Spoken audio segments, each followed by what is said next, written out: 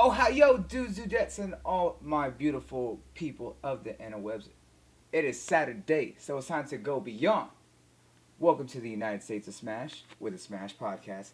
How's everyone doing today? I hope everyone's having a wonderful day and they're having a beautiful, beautiful Saturday. It's been a wonderful week for us. Been very busy, lots of things going on, lots of things in the works. But guys, we're glad to be back. It's just gonna be a light week, but it is what it is. We always talk about whatever we can talk about and do what we always do. And as always, I have my wonderful crew here with me. Unfortunately, everyone's life is all up in the way, but we always make do with who we have here on the show.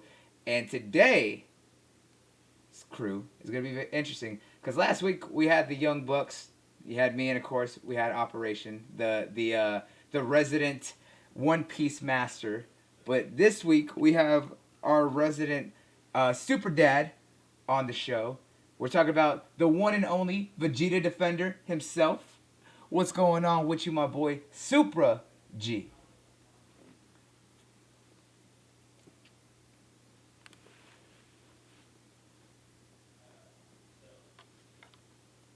Slightly back, slightly back. He's slightly back. But it's all right though, because now we all back, we all here, we all having fun, we all doing our thing, right? And that's all that it's about. That's literally all it's about. And of course, you already know who it is. It is me, the one and only, your resident anime king, the Gothic gamer himself, Bloody Nux, your boisterous host with the most. I hope everyone who is here right now, I hope everyone is having a wonderful day today, because I know we certainly are. Today is definitely going to be a fun time. It's going to be a great time. But with that being said, let's go ahead and get back to what's going on. And right now, before we get started on these topics, I want to know what's been going on. So, G, what have you been reading lately? Anything you been that's had your attention for the past while? Reading, man. I'm just reading the norm. I'm reading see, some Black Clover, some My Hero, freaking Demon Slayer. I'm reading a lot of stuff, bro. But I've been watching Fire Force, uh, Demon Slayer, of course. There's a lot of good stuff going on. Oh, and I just wanted to give a shout out to freaking I can't think of his name. But hey, just everyone give Tokyo Shinobi Squad a chance, bro. Read it. Read it. It's good stuff. I'm so hooked on that. That's what's hot to me right now. Oh, really? That's what's hot right now. That's what. That's what I'm reading, bro. And it's fire, man. Art's dope, story's dope. Like you'll like it, dude. All right, I that's mean, what's it's up. no Yuri on Ice, but you'll like it, Hey, bro. whoa! Stop with the Yuri on Nice disrespect, sir. Stop with the Yuri on. You leave my boys alone. All right. Do not disrespect the I'm boys. just saying it's not that, but it's Okay. dope though, dude. I'm talking about the art, fight scenes. These guys It's over it's here really good, dude. disrespecting. Can't I enjoy a slice of life? Hey, Damn hey, it. hey, go just read it, bro. Just All read it. right. If you got me into the time I got reincarnated as a slime, bro, Yeah, like slime. you could do that, bro. He's just like I hate you. Oh, it's great. It's great. I know it is on my list because I've heard from a few other people who've been reading mangas and stuff like that to tell me to check out Tokyo Shinobi Like Force. that shit made me put down Samurai 8 because I was like getting the Samurai 8, but then I picked up that and I was just like, I'm already reading too much. I don't want to add any more to my plate, so I got to get rid of one to pick up one, you know. So that's kind of how it was. Dude, I've heard mixed things about Samurai 8. Like, I started it and I was just like, oh, it's kind of cool. And then it fell off, and I'm just like, man, Yeah, it has this like up and downs between the freaking like the issues, bro. It's just like it's never like really like consistent. had like this. Yeah, it's never had like this even flow, bro. It's just going, and you're just like, oh, okay, it's a solid, it's a solid, it's a solid, and then like it just literally like you have this one good part happen, and then it'll just like go hit the stinker, bro. Like, and then you're just like, should I even come back to it? And then you come back to it, and it's hot, and then it goes down again, bro. It really have you really get like a love hate relationship with it. You're just like, I don't know, is he with my time to read? Yeah, like that's the thing I think I hate the worst about it. And then like for me, like I'm so busy, so when I do find the time to read, I don't want to read stuff that's not like popping off, bro.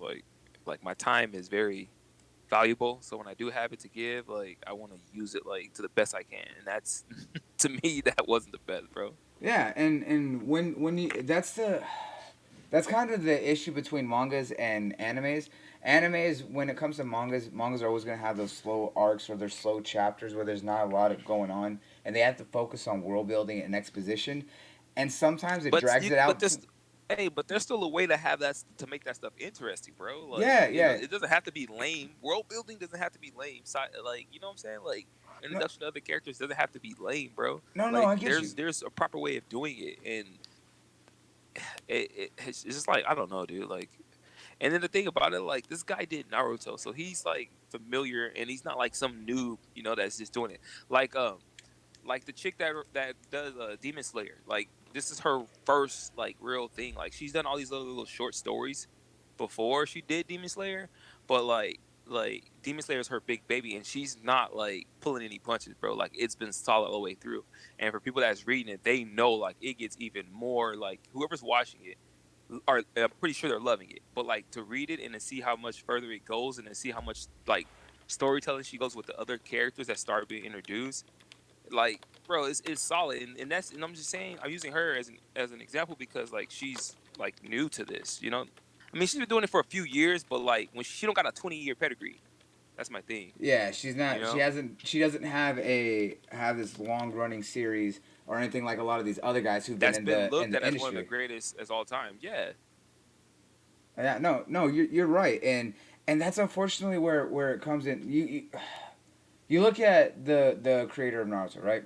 He had that long running series. He had Naruto, and he had the Shippuden series spinoff, and now he's working on Boruto. But I think he passed on Boruto to his yeah, he successor passed it on. or whatever.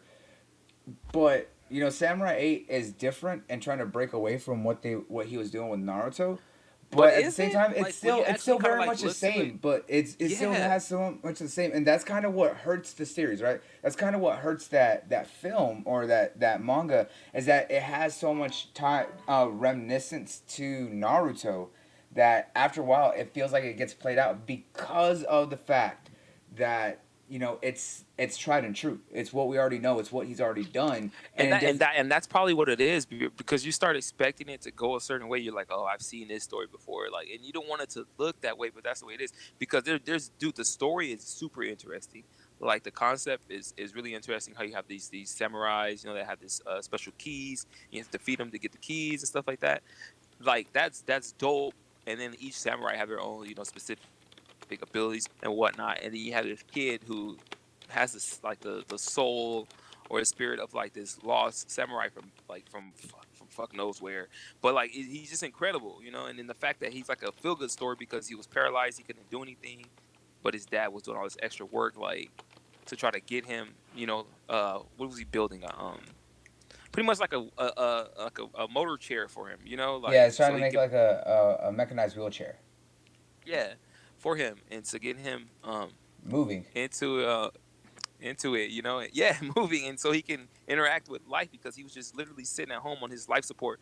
That's what it was also too. It was a motorized chair with life support. Yeah, yeah. Um, and he was sitting at home on his life support, just not living life, you know. And his dad would go deal with like the freaking mafia and whatever to make these deals to get these parts or whatever to help him. Like so, it had a solid story, but just once he got up and going and he started getting his power and started like becoming a shinobi, that's where you seen like elements of Naruto just start like showing their head. And he's just like, dude, like, is this really like not a Naruto spinoff? Like, it really became that. Yeah, and it's just like we've been here. We know how this goes out. We know what this is gonna do or have that similarities because of the fact that we've been down this road before. And when you have that, there's no sense of freshness or uniqueness or anything. That look at kind of Exactly. what happened with the creator of Fairy Tale, right? We saw what he did with Rave Oh, Master. He carried over the stuff that worked but didn't, and then dropped everything else that failed with Rave Master, and then he did Fairy Tale. Fairy Tale took off for him, right? And then what did he do with his new spinoff? He did Eden Zero, and what is Eden Zero? It's basically Fairy Tale in space, yep. And it's and like you retelling the same story just in a different environment. It's like, I'm good, bro. cause it's hard for some of those creators who did one series for so long.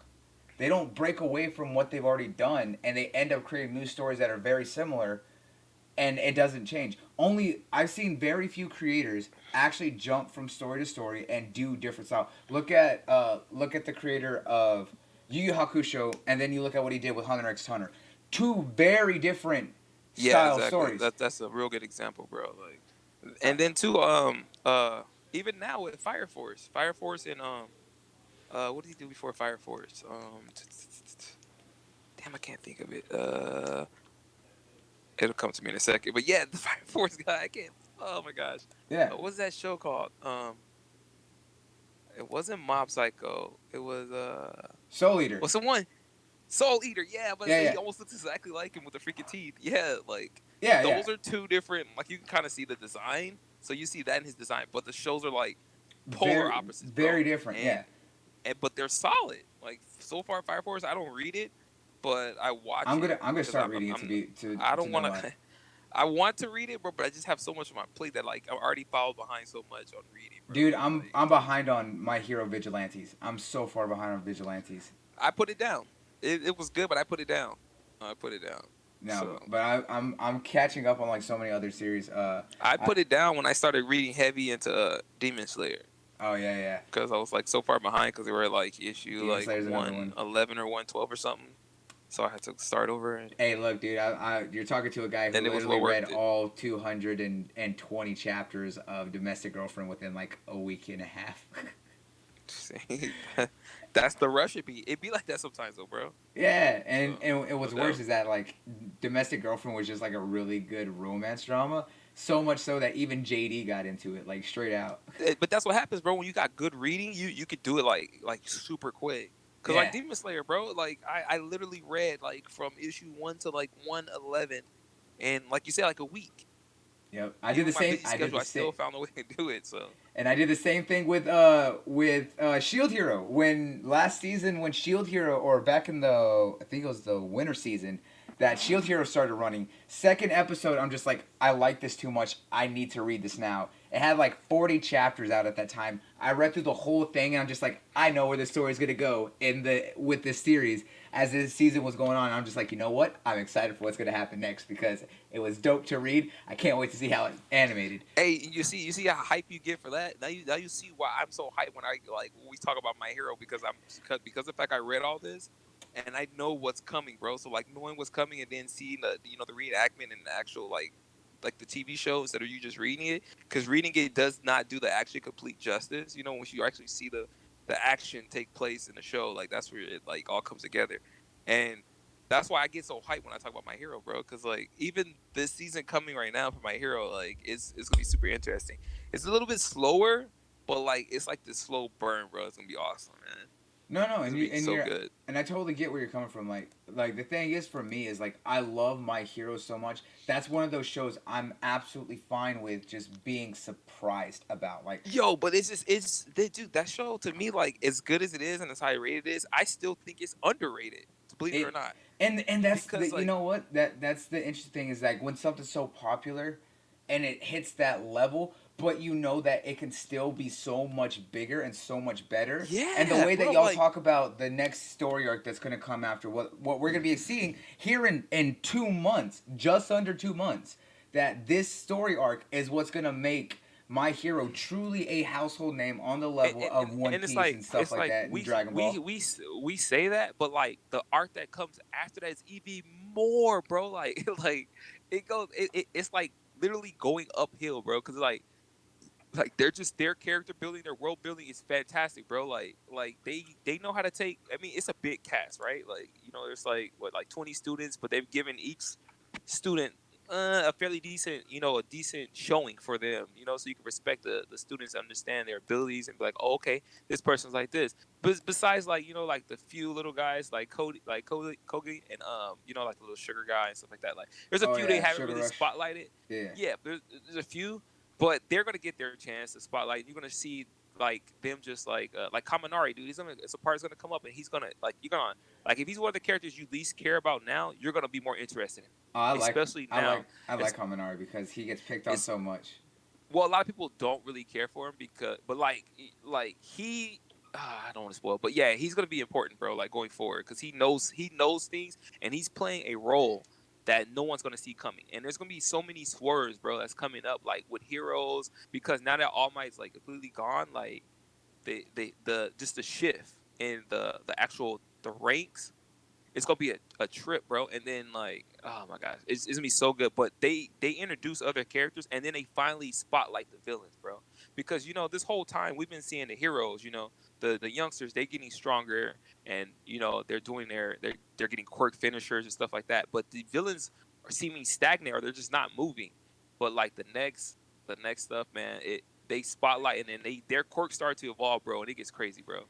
Like Yeah. you already love Token. Once you find out what Token can like do, plus what Oh, she's doing now with her training, like your mind's gonna be blown, bro. oh, dude, I Like love with my girl her, and Toga. then like Shigaraki, because I see my boy Soul, he was kind of getting down in it for a little bit, and he's reading a new arc right now with The that's villain highlighting arc. a lot of that's highlighting a lot of Shigaraki and his backstory, and what he does is incredible. Once you find out like what he actually went through, like you respect that character a lot more, and that's the development I'm talking about. Like they're just not these like everything's not about Bakugo or just about Deku or just about All Might. Like And everybody has a story, bro, and yeah, they're willing to tell it and show that side of each character, bro. yeah, and that's what I've heard from a lot of people, and kind of what we've talked about in the past is that this isn't just a story of like how Deku become the best greatest hero and all that or anything like this. It's literally an evolution of both the heroes and the villains. The story And is that's centered important too. Like around what you just said, Shigaraki and what Deku. you just said,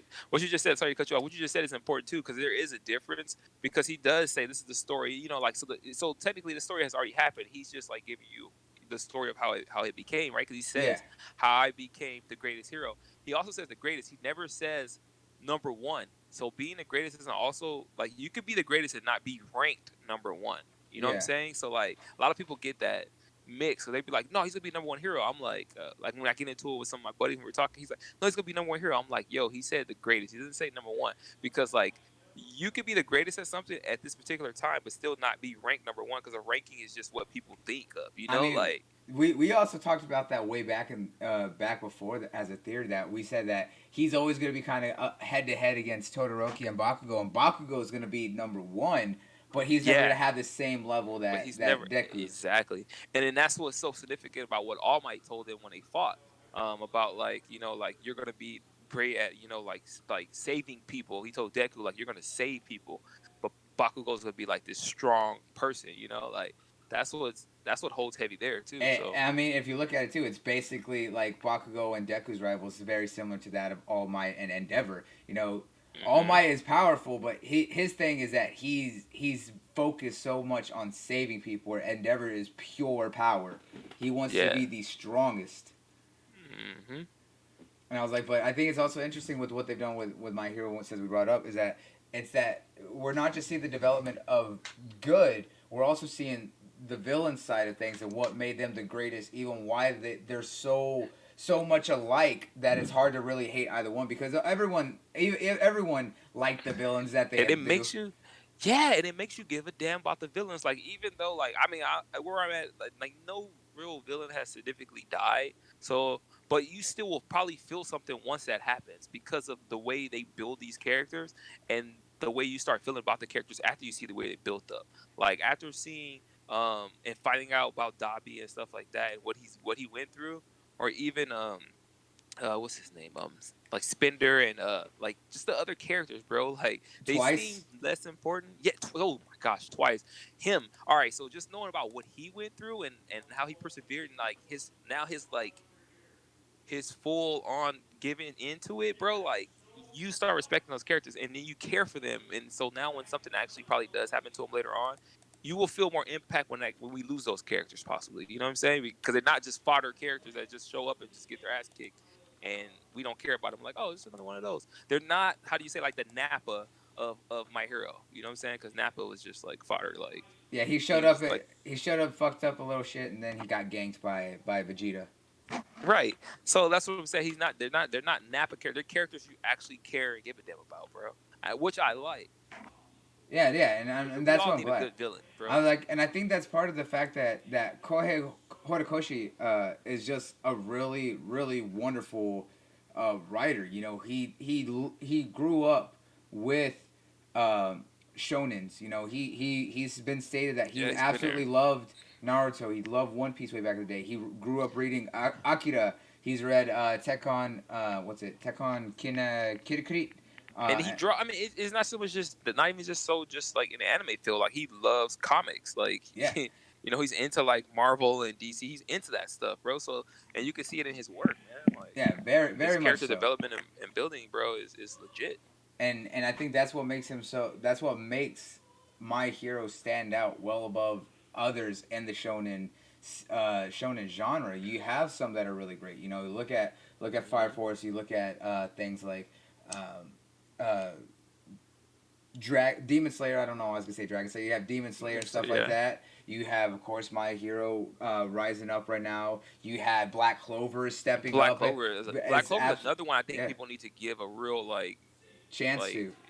yes, man. And then Black of Clover course is you also have solid. like Promise Neverland and stuff like that. I was like, there's so Yep. many that are coming out and really showing that when you know how to world build, when know how to write, you know how to build these characters, it helps to absolutely bring these characters to life and give them more depth.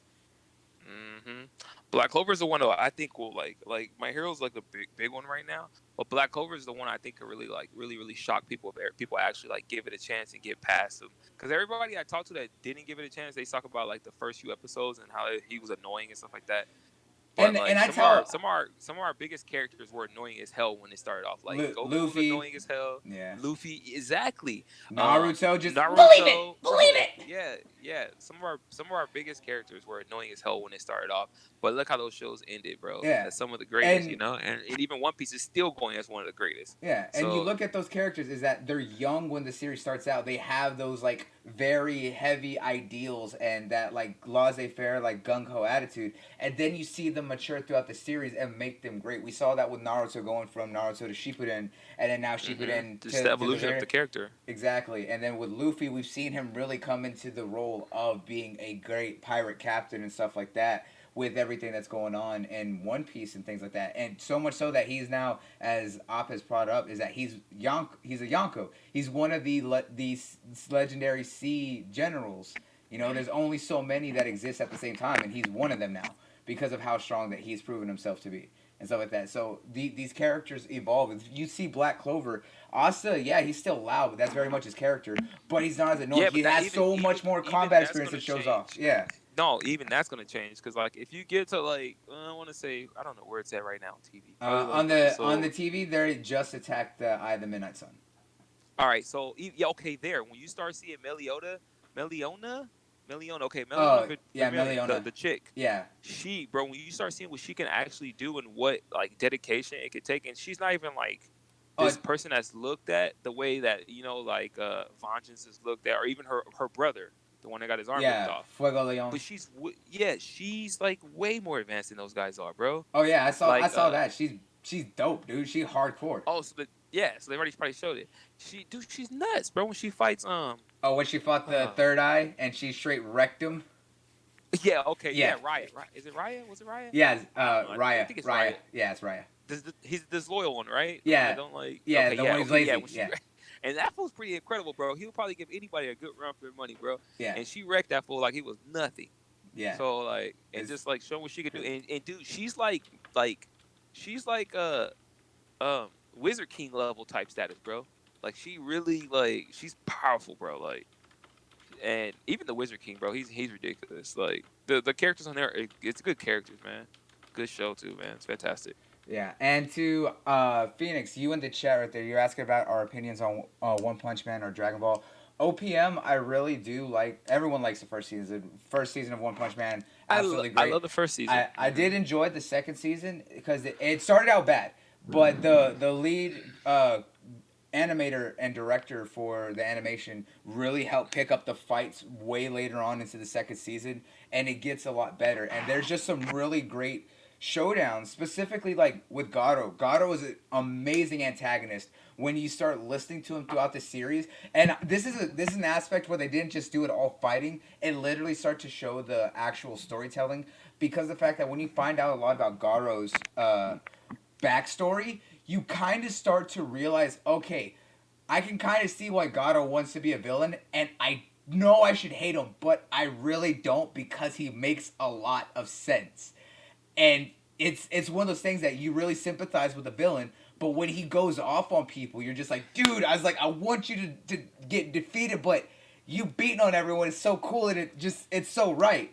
Like the biggest fight with Gato though is when he went up against Bong, and Bong just gave him the work. And in the second season of the anime, like hearing those hits and the way that it sounded, just bones cracking, it was so satisfying. And then when Bong's brother Bomb were both beating down on Gato, oh, it was a great fight.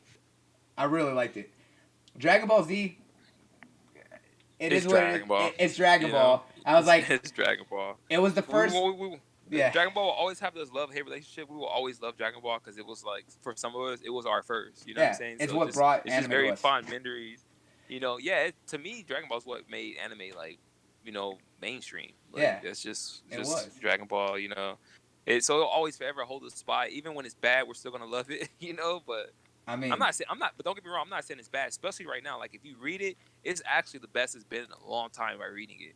Like the villain they have right now, Moto, like he's solid, and then the whole story surrounding him, and them giving spotlight to some of the characters that kind of was lost, like Majin Buu, him returning to his form and like actually like being a beast that he once was. Like it's good to see. So like Dragon Ball's on the right track right now. yeah, and I think And not even just like the movie too was good, bro. So Dragon Ball's been on a really good spree right now lately. And I think that's kind of thanks to the fact that Akira Toriyama finally passed on the reins to someone else, and Tori Taro is a really great story writer. I think that's really helped give that whole thing a much needed like rebirth. Well, and he hasn't refresher. completely passed the reins yet. He's just letting Tori Taro more or less dictate the anime, the manga. I mean, and he's focused more on the big production of it, like the movies, because they're gonna do another movie and stuff like that too. So he's seeing like the big bucks and Hollywood status now.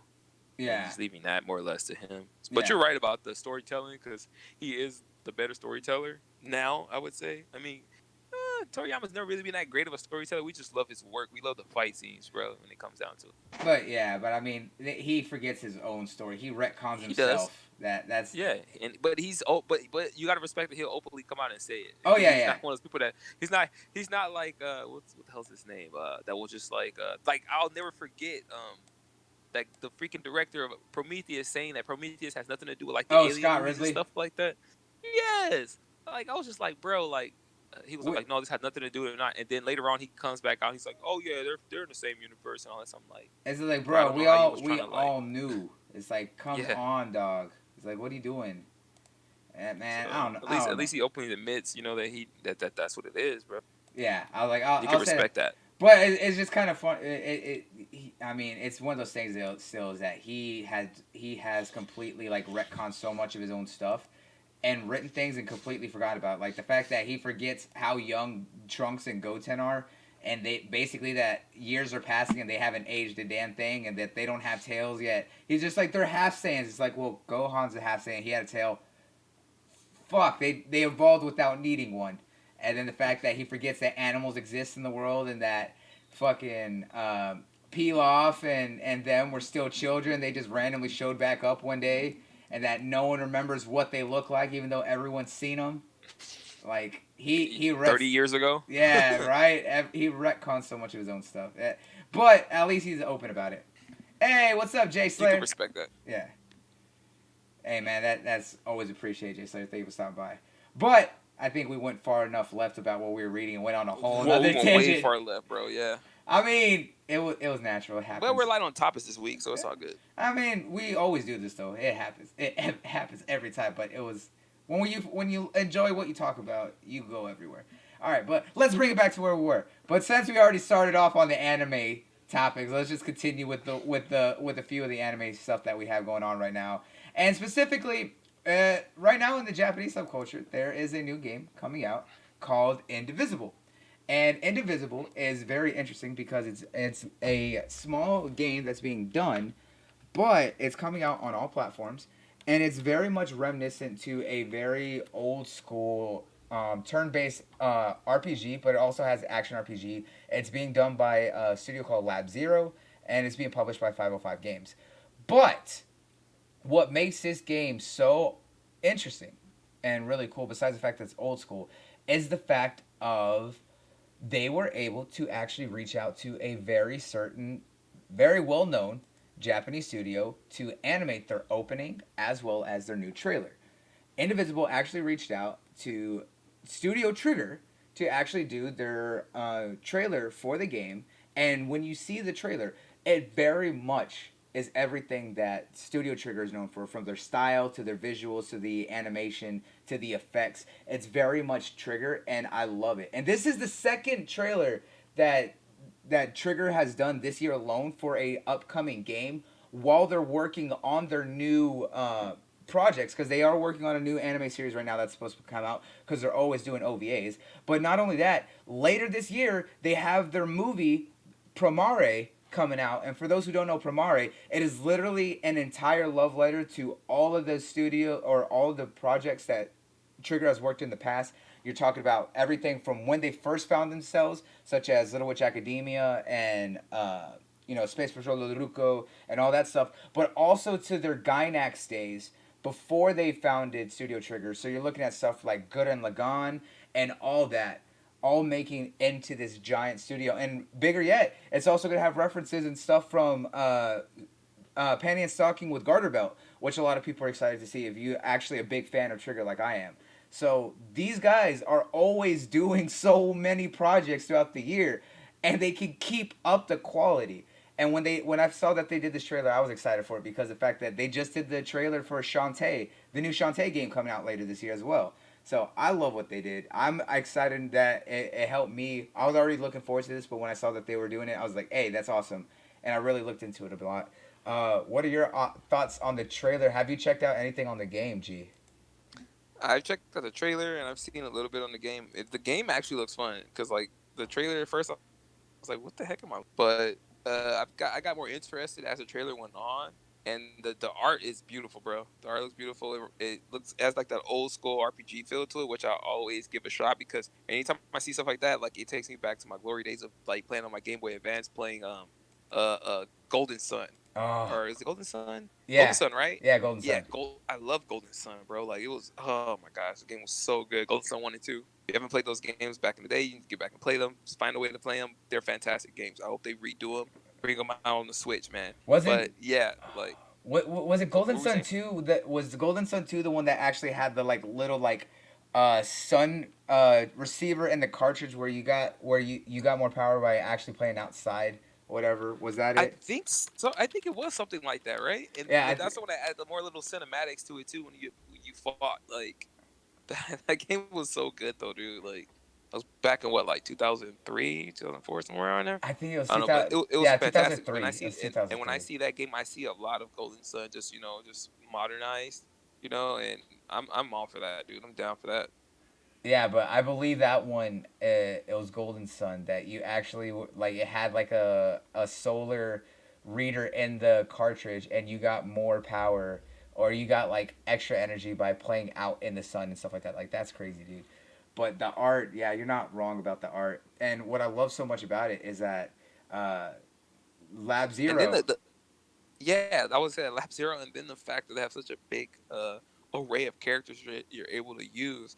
As they're saying something between 20 and 25 characters that you're gonna be able to add to your party, bro. And I think that's pretty dope because and then it gives you a little versatility. Like I like whenever I could play a game, you could play a game, and we could talk about our experiences, and Be your team could be different. completely different from my team, bro. And it could be like, yo, this character is this way, he's fantastic, and then but you discovered these other characters that I haven't even seen or played with yet, and giving them a shot. But you found their traits, and for them to be powerful and stuff like that. So I like that, dude. Oh, absolutely, man. And like I said, with the studio that's behind it, with Lab Zero, I was like, if you don't know Lab Zero's pedigree, they're the studio that made Skullgirls. So that's where that art Hmm. style is very reminiscent to that very bright, uh, vivid colors that they have on those character models. Like I'm so excited because, like I said, dude, 25 characters that you can swap out in your team alone is awesome to have. Like that's much different. Like you said, we could end up having two totally different play styles. Like you probably like to go with characters that are more tanky or more magic based. I don't necessarily do that. Hmm. Maybe I'll go with a whole different setup. It all depends on what kind of characters that they have and what they'll do. You always end up finding that one perfect team that you want. Yeah, you'll mix it up, but you always have that one team that you focus on the most. It's what happens in like every Final Fantasy game before. Like, if you play like Final Fantasy X, I always had like Waka, Tidus, and then of course Yuna. I was like, but I later got rid of Waka and only used who is it? Orin. I was like, Sir Orin. Orin, Tidus, and Yuna was my whole team the whole playthrough. Like I would occasionally But switch out. yeah, but still, that was still such like a smaller team of characters, so You had you like really 10, like 8 or 9 like people, like yeah, something but like that. well, come on, compared to 20, bro, Oh like yeah, yeah. But I'm saying like it was one of those things that you always end up while you have all these different characters to use, you always end up just using the ones that you focus on the most. It was like same with 7, right? You mm-hmm. had like 9 different characters there. I was like, you always end up just using the team that becomes your favorite and strongest. But just to Yeah, have that variety is always awesome to have, dude. Like it's something else. All right. Well, from yeah, there, man. we're gonna go ahead and head over to our next thing, and this one is interesting, right? So we're gonna talk about this, and it's specifically about Netflix, right? Uh, so Netflix recently announced that they had won a bid to get an exclusive contract deal with two very popular directors and producers that are currently on the market right now. And these directors had a really good year and a really shite year because of the way that they ended their series. And if that doesn't give you a clue on who we're talking about, then I don't know what's going on. But DB Weiss or David Benioff and DB Weiss just announced that they have selected and finalized an exclusive deal with Netflix in the upwards of a 9-figure deal with Netflix to do exclusive series and movies only for Netflix. And this is outside of the contracts and stuff that they're already working on. So right now, for those who don't know, they just finished up their 8th and final season of Game of Thrones, which, whether you like it or hate it, which a lot of people hated it, was something that was crazy because it was a series that had been running for 10 years. It was really big. It was huge, massive following. Everyone fell in love with it. Not only did people who fell in love with it, some people went out and started reading the books. People who read the books before kind of started watching the show. It was a series that no one ever thought was going to be done, and they did it for better or for worse, mainly for worse. Um, but it made them household names as directors and producers, as showrunners, essentially as showrunners for one of the biggest properties to have come out in a long time. But there was many different things that were coming out about that thing, about the whole dealings with Netflix and all that kind of stuff. But either way that it goes, they were ready to end that series, be done with it, and move on to their next project. And now they have multiple projects and a 9-figure deal with Netflix. That is ridiculous. And this is outside the fact that they already have an exclusive deal with Disney to do the next trilogy of Star Wars films outside of the trilogy that Ryan Johnson is going to be doing his own self. And I believe they might be doing a Star Wars series. I'm not entirely certain on Yeah, that. they are. So, That's what I was gonna they that's have what I was gonna they have comment a on. series, a trilogy, and everything. So they have something going on with Disney right now for Star Wars, which is another very hot, very popular series and IP. And now they got a whole nother deal locked down with Netflix. Like that's ridiculous, man. It's crazy. What are your thoughts on that? I think it's fantastic. More stories from these guys is what I want to see. I love Game of Thrones. I love their work. I mean, like you said, the last season of Game of Thrones was hit or miss for some people. I loved it all the way through because I didn't see no other way you could technically end it after he did what he did. But yeah, man. And then I love the fact that like Netflix took a gamble by signing these guys because they're not gonna probably see any work from these guys for at least probably like 6 years, maybe. It depends on how they do it because they still owe, like you said, stuff they're Disney to do these Star Wars stories and movies and stuff like. It's just shows you how much, like, I guess you could say, clout that these guys have because Netflix still bought them knowing that they're so tied up right now with Disney, man. Yeah, and with the fact of how much they are caught up with Disney with all these projects, you are right. They did take a massive deal. If they signed this deal for 9 figures, knowing the fact that they have at least a trilogy of Star Wars films. So that means at That's least what I'm saying. 2 years, It's like a six.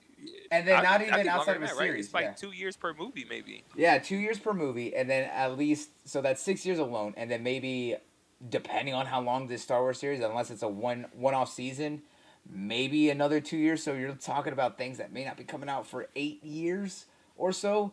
But that's also dependent if they don't do this in between those break years, especially with Star Wars after like film while they're working on writing and all that stuff for the next story, like breaking down everything. Hey, what's Let's up, Nick? let's just hope they don't overload themselves though. At the same time, start because Yeah, I mean, there is a such thing as too much of good stuff. there's You too know, much of a so it's good just thing. like There's too much of a good thing. yeah, so it's just like it's like they could overwhelm themselves and hopefully don't have like a damn like break or something. Yeah, and that's the worst part of it all, man, is that they could be doing so much. Nick, currently we're talking about the exclusive 9-figure deal that DB Weiss and David Benioff signed with Netflix for series and films right now. Like, man, it's crazy to think that they got this much attention. I mean, to be fair, with the way that they did the early seasons of Game of Thrones, well deserved. Just like some of the early showrunners for The Walking Dead, and even some of the showrunners now. Whether you fell off with The Walking Dead or not, it is still an ongoing show. It is still very popular, and those showrunners are something else because they've swapped out and still continue to push that. Same with the showrunners for Supernatural. You're talking about a show series that's in its 13th season now, and then Yeah, same with the showrunners for the Arrowverse on CW. Whether you like it or hate it, they have a well thought out plan, and they're really pushing through and following through on all that. Supernatural's been going for a long time, and then the guy who started Supernatural, he's the one that just did The Boys. So like that There you guy's go. you're gonna see him get some kind of big contract deals coming up, man, soon because he put on a show like Supernatural for as many years as it was on, and it's still on. I think it's going into this last season now. Um, so it's the end of Sam and Dean. Farewell, guys. And his work on the boys is fantastic, Yo, The Boys is legit. fantastic. I was like, I love that comic series, dude. Like that was one of those things I was just like, oh, so good. Like they did an amazing job on Amazon Prime. I'll say this: Amazon Prime movies, Amazon or Prime Films movies, whatever the fuck they're gonna call themselves. They doing interesting. They actually starting to get the good stuff, and I like it and I hate it at the same time because I'm tired of all these different subscription services getting these exclusives that I want to Oh watch. my gosh. Like I was like, I already watched Netflix because I wanted to watch all of Umbrella Academy, and Umbrella Academy is legit. Umbrella Academy is the truth, and I like the way that they did that first story arc of the actual comics, and I'm excited for what's gonna come in the next season because they already confirmed that it's Yep. getting season 2, and I was like, I'm gonna be all over that. So yeah, you already know Netflix is already killing it with theirs, but I'm glad to see that Amazon Prime Video is starting to get it up with theirs. But I don't know, man. It's just one of those things that's crazy.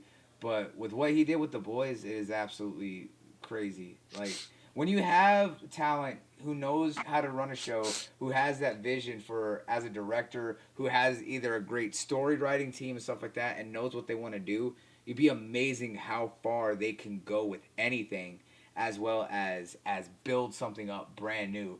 Like Supernatural when that came out 13 years ago, no one knew it. Like that was something completely different. You never had a show. Yeah, there's shows where they were hunting supernatural beings. I mean, look at Buffy the Vampire Slayer, look at Angel, stuff like that. But never on the level like what they were doing with Supernatural, with like following down of this Oh, dude, story they of were families, werewolves, vampires. They were fighting shit, everything, when dude. They Wendigos, still are the fighting story of angels. yeah, dude, they went down. Literally, it started out with local urban legends and stories like that, and then it Yeah, evolved into no doubt. going on to heaven and hell, they angels and demons and all that kind of craziness up to the point where they're like God and Lucifer himself, and like it went wild, dude. Like Supernatural's been a hell of a show. It's been a hell of a ride for fans of Supernatural, and to have like such passionate people like what they have with the main cast with Jared Padalecki and Jensen Ackles, dude, crazy, absolutely crazy. Like those guys, very very phenomenal people, very wonderful actors, and they're passionate about what they do. Yeah. It's just crazy, man. But DB Weiss and David Benioff, it's gonna be interesting to see how this all plays out with that deal from Netflix. And yes, Nick, Demon Slayer hype. Demon Slayer is absolutely the truth. I need to watch today's episode. I did not get to watch it today yet, but that's exactly what I'm gonna do once I finish off the show. Shout out to the females in the anime world Woo! Hell doing her yeah! doing her thing. Yeah, she killing it. I was like, man, her her art style with the way she drew the manga and the way that it's animated. Oh my god, it's so beautiful, dude. It's like pure watercolors. Oh man, I love that show. I love it. Demon Slayer's the truth. If you're not watching Demon Slayer, go watch it right now. Go watch it. Kimetsu no Yaiba, Demon Slayer. Go watch it. Y'all, facts. Facts. Now. Like, not right now. All right. After the show. After the show.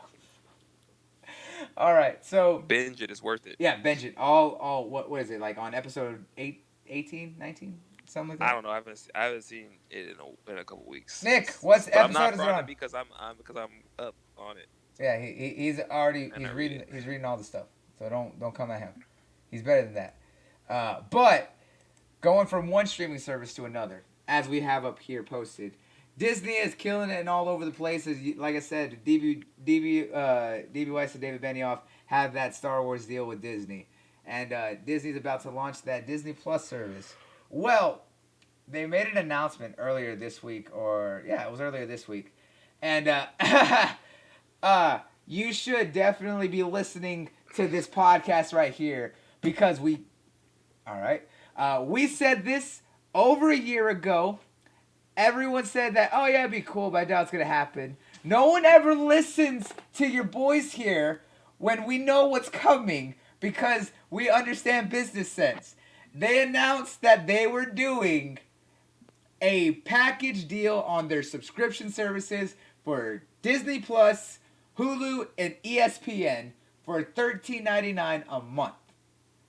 We said over a year ago when the first talks of the Netflix or the Disney and Fox buyout was going through, and I said what was entailed in that deal and what they got out of that deal. That it wasn't just about the comics and getting the Fantastic Four and the X-Men back for Marvel. That was just small potatoes to them. They wanted a lot of the other aspects that Fox had, such as the rights to the original Star Wars films that they could use for their remakes, stuff for like a lot of the other films rights and stuff like that. But specifically, they wanted their network. Fox had a lot of network. They wanted their sports network with ESPN, but they also wanted their shares of Hulu.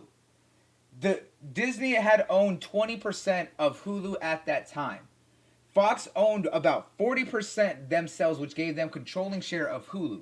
They wanted to buy out Fox of all of its assets outside of its news studios because they can't use their news networks because of the fact that they already have their own news network with NBC and ABC and all that other stuff. They wanted the controlling shares of their sports network, their licensed property for films, but they also wanted their streaming network with Hulu. And when I announced that, I said, I guarantee you that that was the early talks of when Disney Plus was coming out. I said that we were going to see them utilizing Hulu as their streaming service because of the fact that it's already established. They don't have to build anything brand new. They already has all their live TV because of the fact that ABC and NBC and all their other stations and channels already premiere on Hulu, so that allows them to keep it right in their own house and have an already established streaming platform. But the fact is Hulu can actually hold all their M-rated content, their mature content, and if they want to do anything more with the MCU and some of the other stuff in the comics that we had talked about back then, that they would have to utilize Hulu because of the fact that, especially a few months after that, when they first started talking about Disney Plus, that they were going to have all their Disney Channel, all their Disney Kids, and all that stuff on there. I said they're not going to put it on there.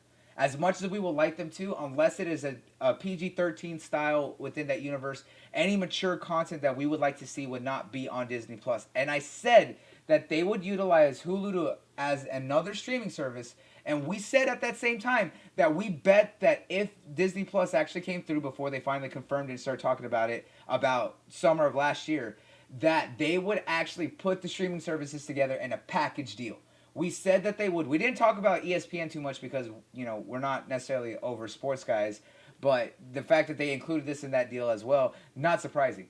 But we said that they would utilize Hulu and Disney Plus in a package deal over a year ago, and no one wanted to believe us. Everyone's just like, oh yeah, that'd be cool.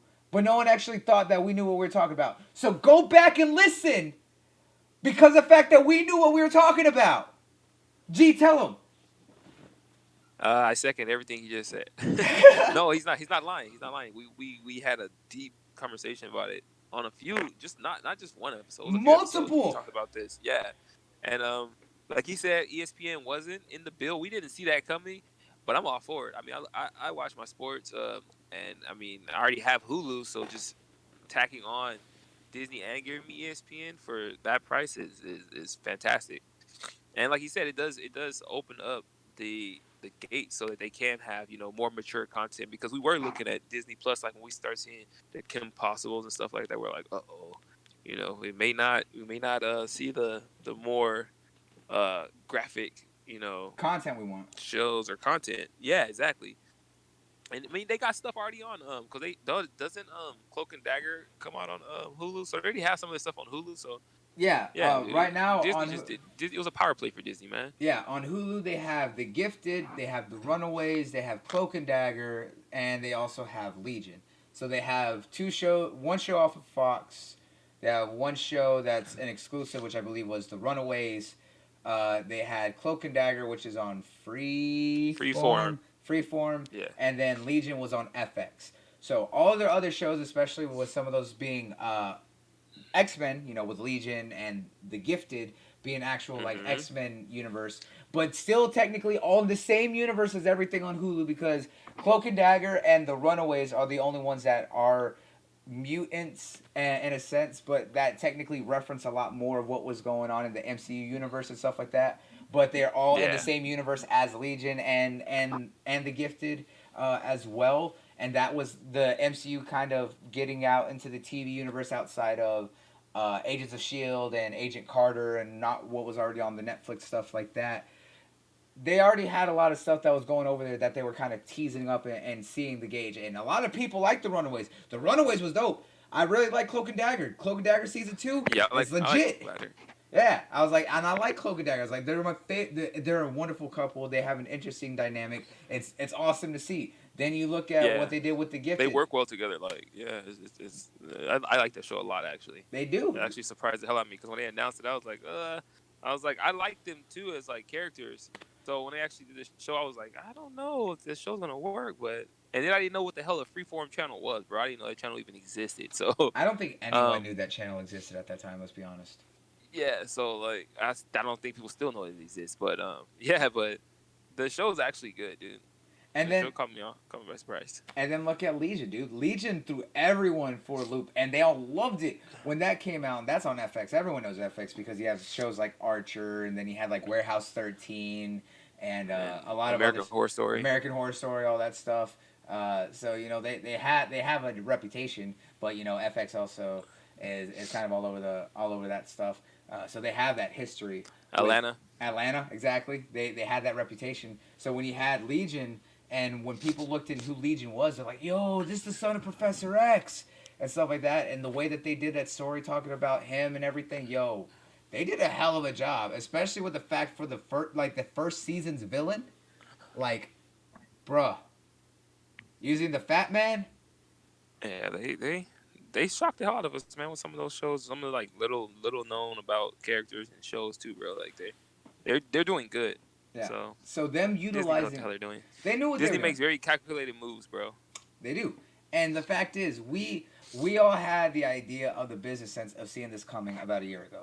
Because I said that them getting this controlling share of the streaming platform, it would be the worst thing and worst waste of money if they did not utilize the platform in any way possible. We knew that they were. They were already going to take over their whole platform. We said that if they didn't use Disney Plus, that they would put everything through Hulu. But now we're seeing that they're going to utilize both, and both are appealing to very different crowds. So it is going to be very interesting the way that they using it. But this deal is great for streaming fans because of the fact that you're getting 3 for a very low price of almost the price of one of them. Yeah, dude. Because I mean, I think I pay like $15.99 just for my Netflix. I got the 4K. Yeah. So $14.99 for the. But that's for the just Netflix. That's just Netflix. Dude, we're talking about ESPN. I was paying for Netflix. and Hulu. Hulu. Yeah, I was paying Yeah, I the paid for 12. them already. I was paying for the $12.99 for Hulu because I didn't want no ads. I was just like, get out of here, Dude, ads. I don't want. same here. Same here. I pay that now. I have I have I have Hulu. I have Netflix right now.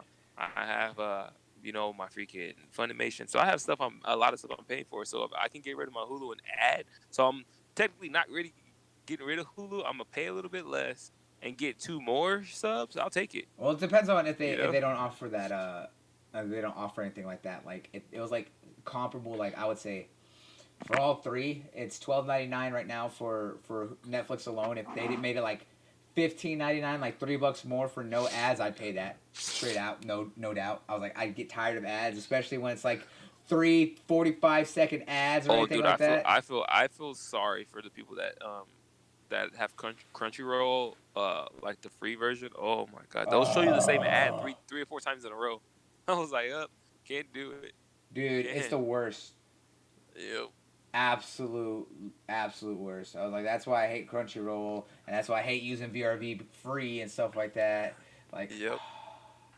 and man, I don't know what they're using that money for. I was like, probably only deals because it certainly ain't for prioritizing or optimizing their streaming platforms. Because it using Verve on anything but a PC, it sucks. Wiener. It is not meant for mobile devices. Like trying to No, find it your doesn't. watch list, trying to go Dude, through even most on the recent watch. Xbox is horrible. Yeah, dude, it's not Those apps optimized need for to be like any reworked. apps. Like Yeah. we call it Verb, Crunchyroll. Fix your shit. Do something about. I want to like you. You have all these different other platforms Oh for my one gosh, price. dude, Verb's legit too. Yeah, but ugh, Fix your shit. Come it's on. a drag to work with. It is. It's like a fantastic service, but the mapping and everything for that service is so horrible that you don't even want to touch it. Like It, what services has been that way? Like a really good service, but navigating through it is so terrible that you rather not even mess with the service, no matter yeah. how good it is. Yeah, it's like one, the watch list is already horrible to organize or anything, and then when you're trying Bro, to, when you go into a show and you go down, it shows you like 3 episodes of the same show. It shows you like where you're gonna be watching it from. Oh, it's so annoying. I'm and just then like, it's what just the like hell? it's even worse for trying to find your most recently watched and stuff like that. And Oh, then I know. here's the worst part about it: if you back out of it or you just go to the home on any app outside of the actual like desktop website, and you go back to the app, it goes back to where you originally started from, even if it was 3 episodes ago in the middle of the episode, and then it leaves it open as a hey, you need to finish this episode so that way it clears out of your recently watched. It's just like piss off.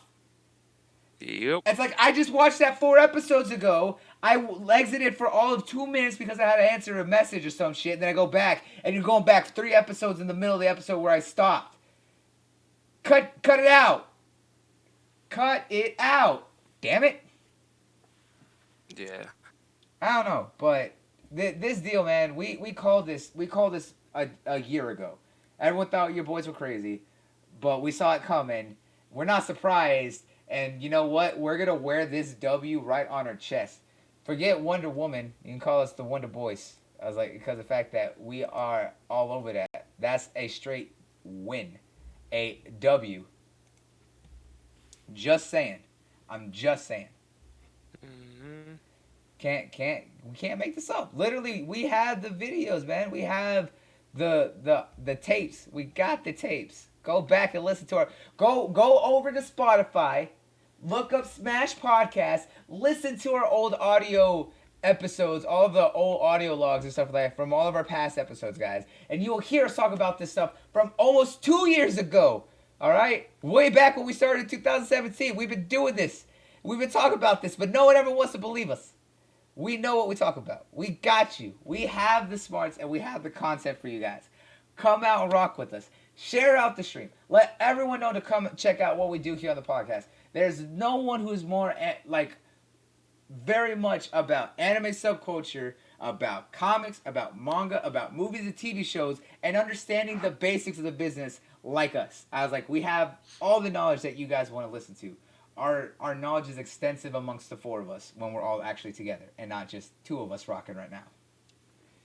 Just saying. No, it's a fact. That's an absolute fact. and then we all bring something different to the table. We're not all just like yes, man. We all agree to the same thing. I don't Even though know. we all have a liking to the same thing, but we all see something different out of the same thing. I mean, how many times have I liked something that y'all all said was trash, and I had to sit there and fight y'all every Oh my episode? gosh. Ugh. These That was guys, like every time, every time. Look, do I have to bring up Episode 8 Star Wars? Like, I took on everyone. All right, straight up, everyone hated no, it. except for me, I liked it, bro. Oh, okay, yeah, but everyone else, man, we We we had we the all, same idea that everybody just hated it because it wasn't what they wanted it to be. yeah, man. But straight up, I was like, we all have a very wide, massive amounts of knowledge and stuff like that, and what we're all into. I was like, we You know, all don't just agree to whatever. I was like, we like to be, we keep true to ourselves. I was like, that's what it is we stay true to ourselves. mm-hmm. But guys, going over from there, we're gonna hop on over to from one platform to another because we're sticking on the streaming services today, boys. So we talked about Netflix, we talked about Disney Plus and Hulu. Well, guess what? We're going to one about comic books. So we're gonna hop right on over to DC Universe. And man, DC Universe is petering out pretty quickly. Already canceling the shows, cutting episodes, not renewing anything. Like, what's going on with what's going on over with DC Yeah, I Universe? don't know. I don't know what happened to the Swamp Thing, bro. That shit was weird. 13 episodes to 10 episodes, and then it's not getting a second season. And then now they apparently aren't renewing. They aren't renewing. What was it? Not Titans, but the other show that was out there that was really funny with. Oh, Doom Patrol. Doom Patrol, yeah, Doom Patrol. They did not. They didn't renew that for a second season. Doom Patrol is fucking hilarious, raunchy as Well, shit. let me tell you this. They're just doing a poor job overall. Like they have good content so far because Swamp Thing isn't that bad. Dude, Swamp Thing's Just probably not legit. reaching the audience that they wanted to. But that's on them. They're actually their marketing is poor. Like I've told people about DC's like their streaming service and a lot like I'm gonna say a lot. I'm gonna say 90% of the people I told about didn't even know it existed. Yeah, they're. You know, It's not. it's just piss poor, and they expect these shows to take off and to be sought after and be watched and everything like that. But no one even knows your service is. You know what I'm saying? Like, how do you expect people to watch it? No one knows it's there. And then the It's prices, insane. dude. The prices. It's $8 $8 for a month, or what $70 or something like that. 65 for a Yeah, year, like that. I thought it was 79 a year, but Was okay. it was 79? It might be 79. I don't I know. think. But the thing is, like, they treat it like for a streaming service, right? They're treating it very much as if it was live TV because all these shows release episodes week over week. All right, Right. you're telling me that you're putting all this And money. they don't have enough content to they don't have enough content enough shows to have that be on a weekly basis because that means someone's only touching your freaking app once a week. Yeah, You and know, like and when they come once a week, they're coming just for 1 hour, shutting your shit off, and never turning it back on till next Wednesday. You know, like that's they don't have no traffic, they don't have anything going along with that poor marketing.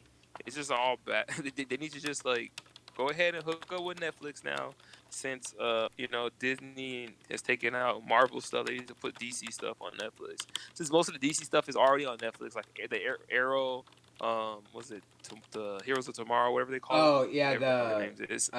Legends of Tomorrow, Black, Arrow. yeah, Black Lightning, the Flash, all that stuff's already on there. So they need to just go ahead and strike a deal with them and get rid of this bullshit ass DCU app, and Yeah, like then look, maybe they can kill it now and bring it back in a few years when they actually have more content, more movies and stuff like that.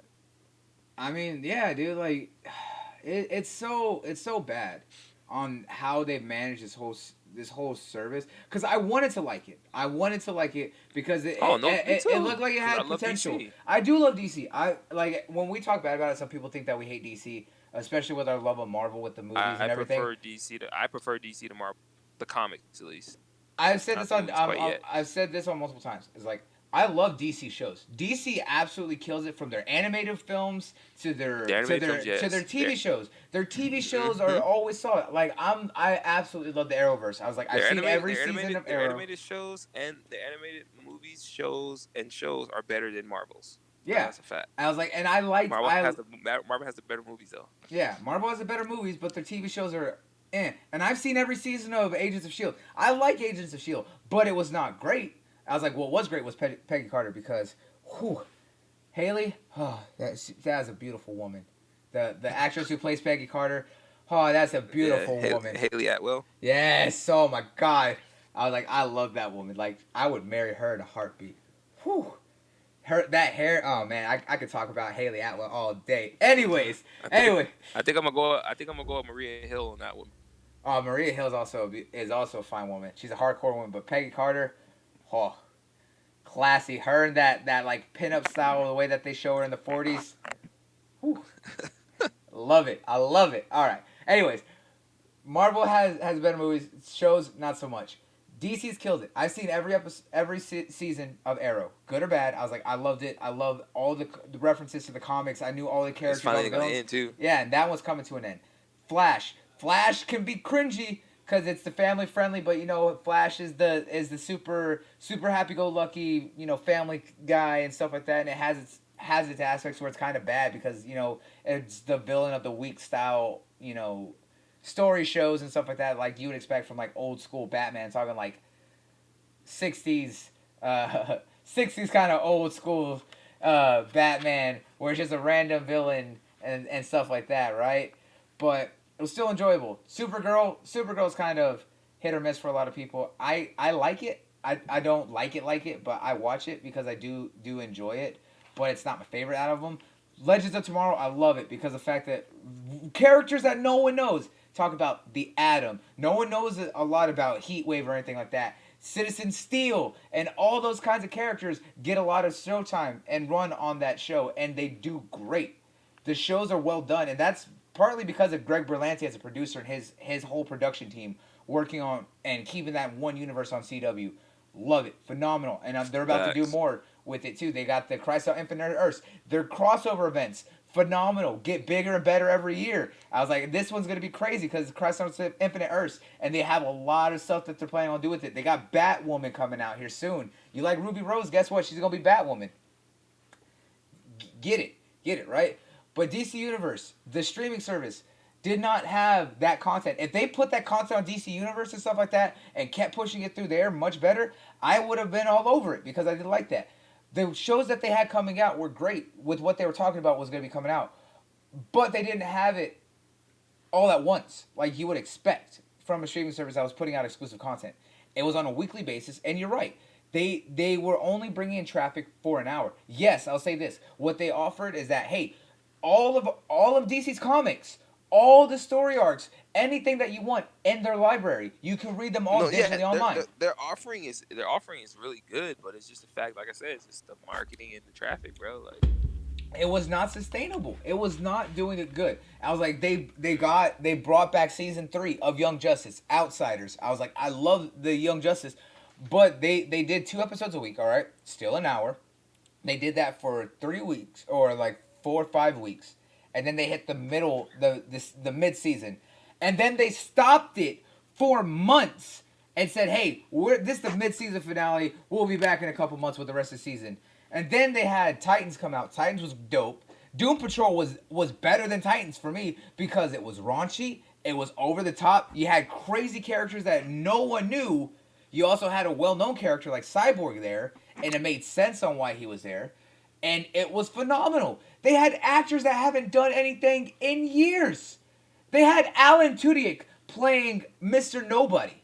All right, he played an amazing villain. And if you don't know Alan Tudyk, you've probably never seen Serenity. You definitely never watched Firefly. But hilarious actor, absolutely. They had Brendan Fraser on that show. All right, Brendan Fraser hasn't done anything in like a decade since the original what was it, Mummy series. He hasn't done George any. of the Jungle. George of the Jungle too. He hasn't done anything in almost like 10, Oh my 15 years, gosh, dude. yeah, so bad. What was that demon movie, like devil movie he did with that chick? That shit was Oh, so bad. oh. I know Oh what my movie you're talking about. I gosh. didn't watch it. I thought it was bad. It was bad. Oh, horrible. Yeah. But you know what? They brought him back. They let him play a very interesting character with Robot Man. And guess what? He got to be as raunchy as he wanted. He said some of the craziest shit, and he did an amazing job with it. Like, honestly, he is better off doing that going forward than anything else because that it let him be the vulgar kind of guy that he can be and have that humor, and it works well with that show.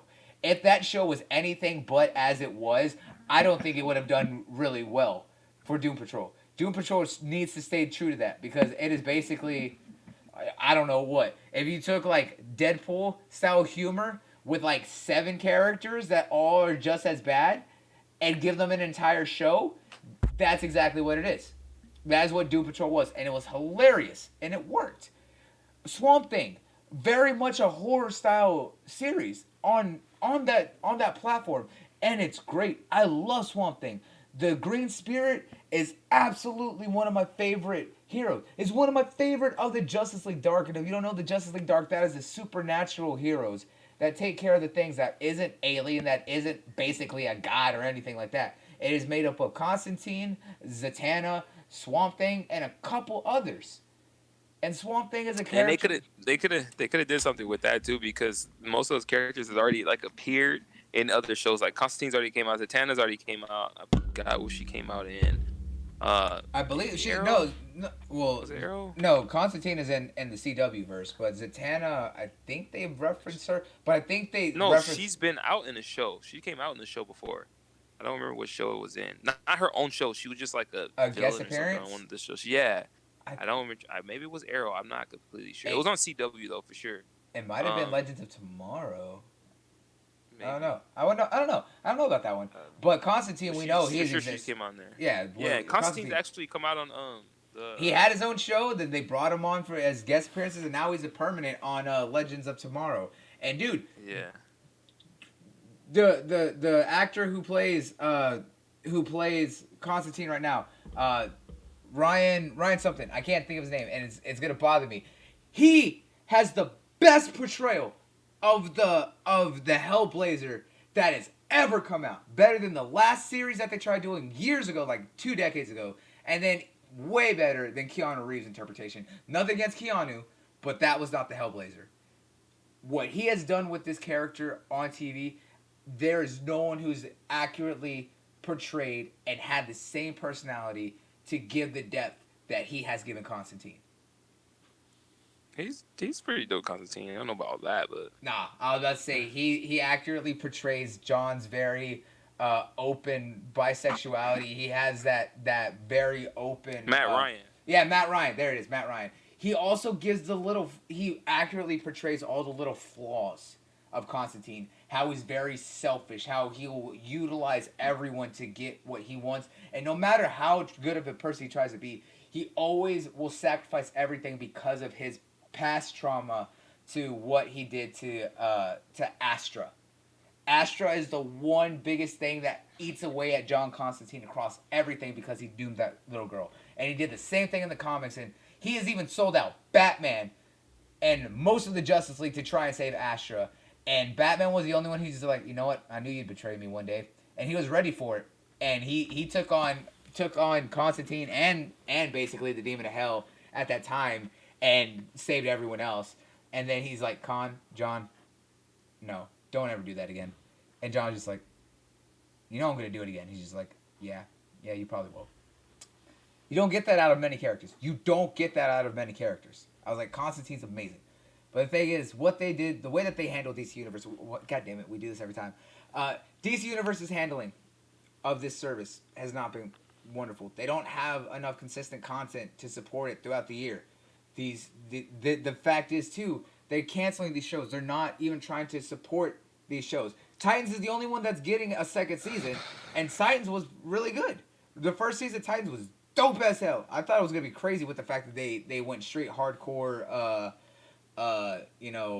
R-rated, Robin, Dick Grayson Robin left Batman. This is like showing that Batman ended up going too far off the deep end and getting crazy and stuff like that. And then he had to fight, was it Jason Todd's Robin, stuff like that. Straight up like, Yeah. fuck Batman, all that shit, dude. I was not expecting that. But they did it well. I'm glad this got a second season. But they're not supporting the rest of the content that they should be to support having these things on their platform. and they're showing right here that they're already going to can it. You don't do that. You can't do that if you're going to invest into a service like this, to a platform like this.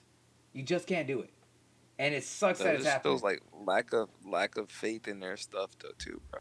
It They is. have lack of faith because they shortened Swamp Thing and then canceled it before that shit even aired. So like it's just lack of faith in their No, own they canceled it products, on the bro. second episode. Like it's retarded. So it's like, Um, I don't know, man. Like, I'm glad that Titans is about to get their second season and stuff like that, and it looks dope. But it's hard to be it looks excited for good. it. It's hard to be excited for it when the rest of the service itself is not worth keeping around. It's not worth paying for. That's like one of those things where you're just gonna wait for the whole season to be out and then do like the weekly trial or the 1 month, binge it all in one day and then just cancel it because of the fact that there's nothing else on there that's worth waiting for. I don't know, man. It's one of those things that it's hard to be excited for a new season on a platform like this when they're treating their whole platform the way I'm that they not are. excited for anything to do with that. Yeah, Yeah. but I don't know, dude. it is what it is. What it is, man. It is what it is. But going from there, we're gonna hop on over to from one side of the comic industry to the other. We're gonna hop on over to the Marvel side of things. Even though we were talking about Disney earlier and stuff like that, we're gonna really go down on Marvel. And first things first, Giancarlo Esposito. That's right, Gustavo Fring from Breaking Bad himself is up for rumors right now for a role in an upcoming Marvel series, specifically with Marvel Studios. We don't know right now what it is, but he is being looked at for possibly a role codenamed the Benefactor. And that's going to be very interesting with knowing what that codename could be. Because in fact, there's a couple characters that have had something similar to that code name. But the thing is, I'm excited if he actually gets a role because his role as Gus in Breaking Bad was beyond amazing. He played an incredible villain, very well spoken, well thought, well calculated. He portrayed that very very well for a character like Gustavo. So I would really like to see him show up in a Marvel role. What are your thoughts on that, man? I just want to see what it is. I don't know, man. There's so many different characters that he could possibly portray because he's a versatile actor. Because I've seen him in many different things, and he's a good actor. So I just want to see what they actually have planned out for him. Because Marvel is, I don't know, Marvel has a lot of stuff planned, man. That's coming, bro. Oh, absolutely. So who knows? He's probably gonna do something in like 2022 or something, bro. We don't even know. Who Probably won't even see him anytime soon. Yeah, dude. Uh, Who knows? It is gonna be crazy, depending on what yeah, happens. it's just everything. I mean, they announced Blade, even though we're gonna get it for a while, but like, who knows what else they have down the pipe and what they could be doing for him. Like you say, he just only got a code name right now, so Yeah, I don't know. It's just it's gonna be good. interesting. He's It's a good, good. but it's always good when you see an actor that has it, you know. So you don't really like get scared or worried about it because you know that this guy's a good actor and he's versatile. He can play the good guy, he can play the bad guy, you know. So like it doesn't matter. Just get that. Just as long as they get him the right role, and Disney seem to do that. They know who could play who. They just seem to cast very well, bro. They really do. They You know, do cast absolutely well. They do have it's a like really they good cast beat. the actors that should have been that person. Like no matter like what, like I always use Benedict Cumberbatch, you know, for Doctor Strange. He's like the absolute perfect Doctor Strange. It was like he was born to play that role, and Disney knew it. You know, like it's stuff like that that I just don't have any like fears when it comes to Disney's casting and what they're doing. Yeah, they really have not nailed what roles are perfect for people. I mean, look at the way that Jake Gyllenhaal played Mysterio and the new Bro, like Taking right? Far From Home. Like I loved it, dude. He did an amazing. Like everyone dogs on Jake Gyllenhaal, but Jake Gyllenhaal is a talented actor, and the way I he love yeah, he portrayed is. Mysterio, dude, Fantastic, dude. amazing. They know what Even they're doing. even the fact spoiler that they brought back I don't know the hell the guy's name, but the original J. Jonah Jameson, like that was to me that was like to me that spoke volumes, bro. But Yes, I thought that that was cool because they went to Fox's freaking no, I mean Sony's freaking Spider-Man movies and brought him out the freaking from the freaking Tobey Maguire era. yeah I that thought that was that pretty dope. that was But he's phenomenal. the perfect. It They was they, they J.K. couldn't have Simmons. not. J.K. Yeah, Simmons. they can't. They can't. You can't recast him. He was too perfect, bro. Perfect He J. Jonah Jameson. Yeah, he is, dude. And oh my god, and the way that they updated the Daily Bugle to make sense, because they've done this every time. They know how to take a character and bring him, modernize him when you have those old style characters. Look at what they did with Eddie Brock and Venom, right? Eddie Mm-hmm. Brock was a reporter and stuff like that, at the Daily Bugle and stuff like that. But now they made him like a online, independent news, like freelance author and stuff like that, or freelance reporter. He would do things digitally. He was a war correspondent. He done all that kind of stuff. Makes sense for Eddie Brock to be modernized that way. And they did look at how they did J. Jonah Jameson. He has his own online talk show podcast called The Daily Bugle, compared to it being compared to it being a newspaper, and he's very eccentric like he would, and they've made him modernized in the vein of like how you would expect like someone like Alex Jones. That's the kind of personality that J. Jonah Jameson is. He's that vitriolic, he's that crazy that if you took him out of the newspaper and trying to make spin pieces, that he would have a podcast where he could be as wild and crazy as he wants and do that kind of stuff. That's exactly how Yeah, he do.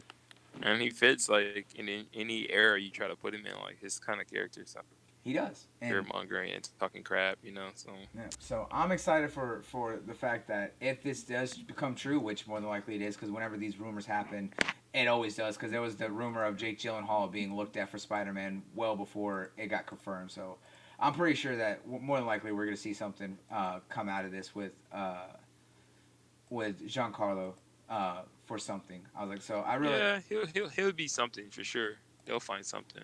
it'll definitely be something. So we'll figure it. We'll find out. Because Here the soon. only thing Disney has ever been able to shock us with the Mahershala Ali Blade. No one's seen that shit coming. That's the only thing they ever shocked us with, bro. Like Dude, everything straight else, out. when the rumors come out, we just like, that's pretty much what's Because gonna happen. because remember when we were thinking about who should play Blade, everyone was on the hype train for the young kid from Star Wars. Yeah, John Boyega. Yeah, John Boyega. I don't know why I couldn't think of his name for a second. But a lot of people were just like, yeah, John Boyega, we could see that. We could totally see that being a thing. We could totally see him being a possibility.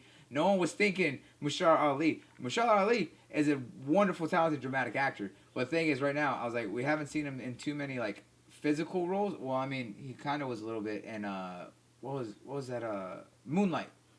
Moonlight? Is that? Yeah. Yeah. Well, I mean, you gotta look at how phenomenal he played in Luke Cage. Like he was the that season. Dude. Cottonmouth. Like, even though he was only on there like 5 episodes or so, like those Yeah, 5 he was episodes half were he was probably half the that 5 season. episodes of the season. Yeah, Yeah.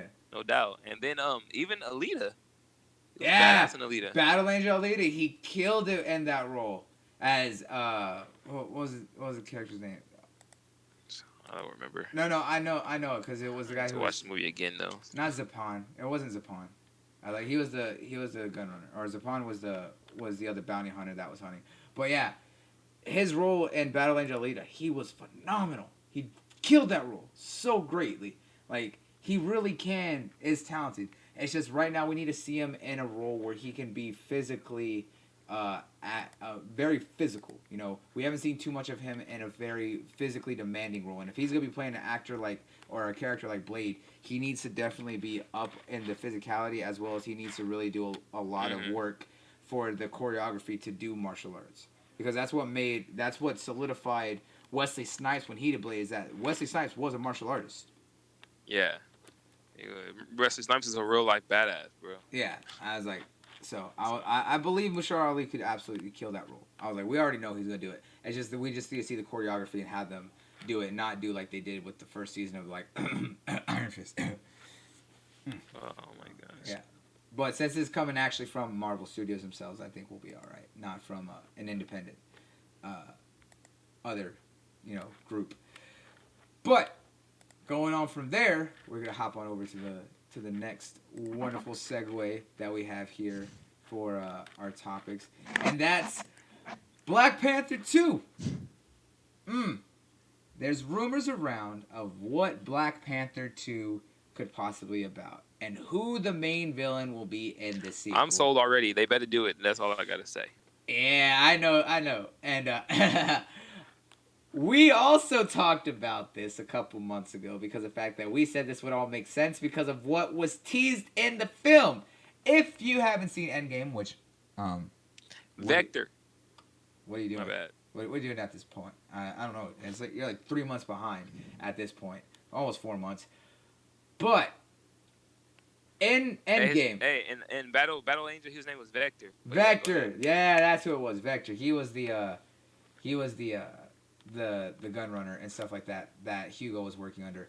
But Endgame. If you haven't seen Endgame, after the jump, after the time skip, after they defeat Thanos, and there's the 5-year time gap that they fill in, when all the heroes are talking to Black Widow, when they're all reporting to Nat and saying about what's going on across the world after the blip, after everyone was the snap is what it was, after everyone was annihilated and all gone and stuff like that, and they're trying to figure out, there was a lot of trying to rebuild the world. Well, the blimp isn't the wrong it's technically not wrong either. No, you were calling that too. So.